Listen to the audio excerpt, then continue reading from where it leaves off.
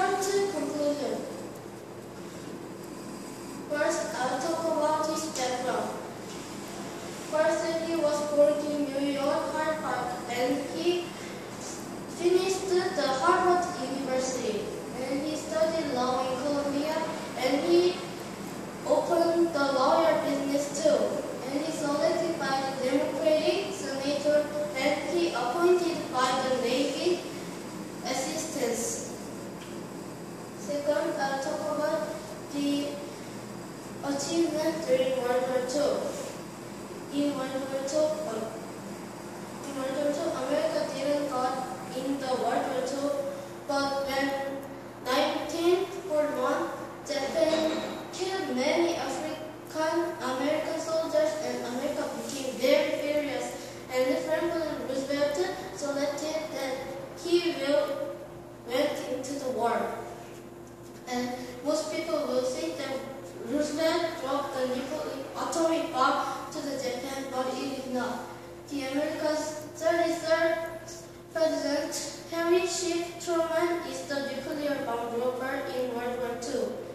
And he started the war with the Jinjunan bombing. Everyone will know it. And America, United Kingdom is the most greatest heroes in the world were finished. But he didn't can see the war finished, and he died in 1941 because of the hemorrhage. Lastly, I will talk about his aspects as a leader. He called that he was a good leader because of his policy New Deal. There was a very big depression, and there were about 10 million jobless persons, and he created the emergency, the Banking Act. It is a loan to the bank and give people the money. Because of that, America can be like today, that very big economy. Most of people think Franklin Roosevelt is very big and great leader, and I think so. When there is no Roosevelt, America can't be a very strong country in today. In conclusion, I introduced about his background and achievement in World War II and aspects as a leader.